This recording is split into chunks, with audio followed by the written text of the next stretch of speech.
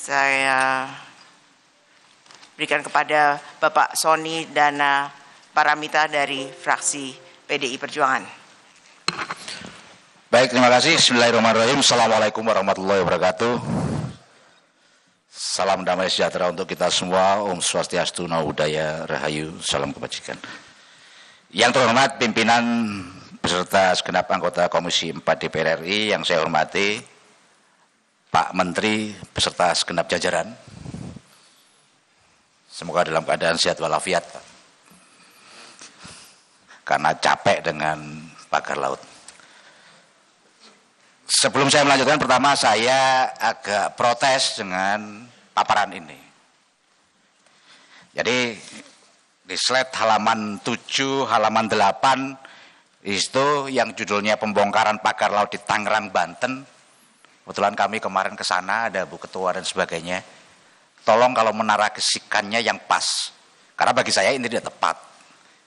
Jadi sedikit cerita saja, kemarin sebetulnya itu agak kasak kusuk, ini bentuk penghormatan kemarin, terima kasih Bu Ketua. Tapi teman-teman anggota yang ke sana kemarin sebetulnya pimpinan dan Kapoksi, rencananya adalah kita kunjungan spesifik terkait dengan pagar laut. Tapi kemudian kalau arahnya dibawa kayak framing gitu, ikut bongkar, sepertinya kok tidak.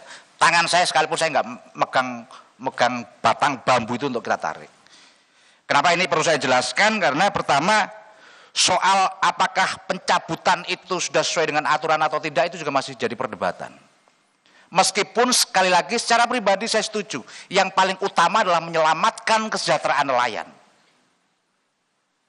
Kalau itu sudah clear, kita nggak ada masalah, kita mendukung.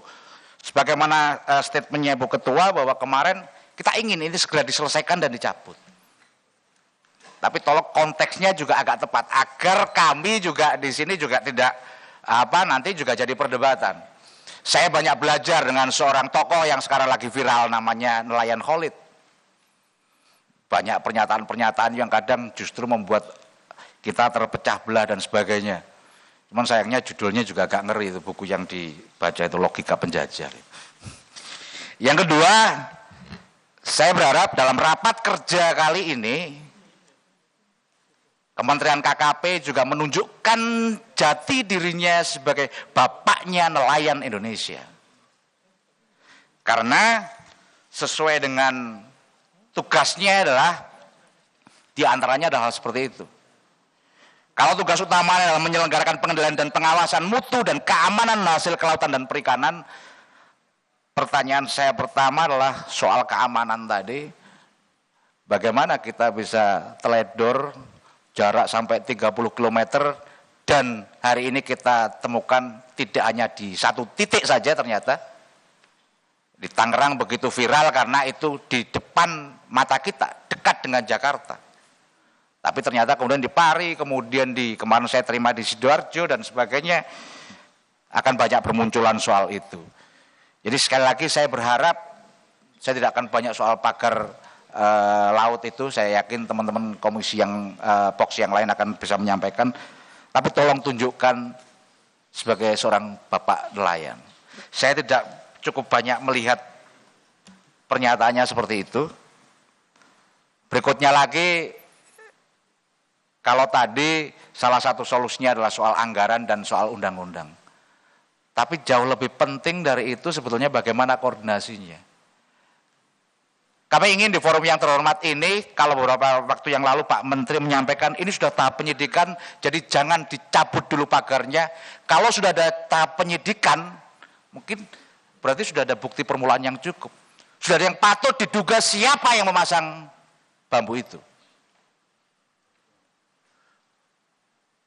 Kita nggak perlu, kalau di medsos saja bisa tahu gitu. Kalau dulu Pak Menteri di forum ini mengutip satu ayat gitu kan, kira-kira gitu. Apa kemarin lupa saya ayatnya itu. Tapi saya juga sampaikan Pak, khulihak walakau namuron Pak. Sampaikan kebenaran itu walau pahit. Enggak usah takut siapa yang masang itu. Di belakang Bapak ribuan nelayan Indonesia siap membackup.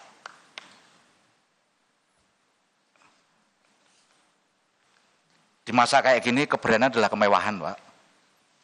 Jadi kalau kita masih tarik ulur Saya nggak tahu, perlu ada argumentasi. Masa tiba-tiba yang nyabut belum apa angkatan laut, Bapak pernyataan berikutnya salah, kayak gitu kan kita ngeri Pak.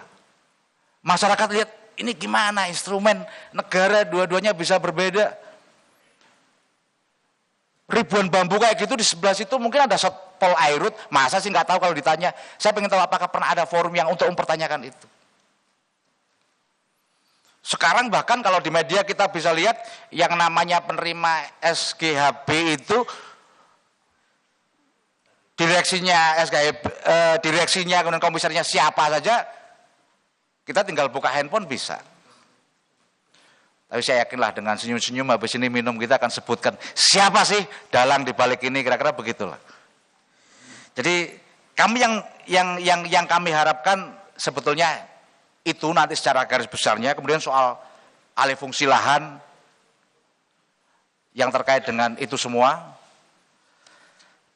Dan terakhir, saya sudah dilihat sama Bu Ketua karena ini panjang nanti, jadi sebentar saja Bu.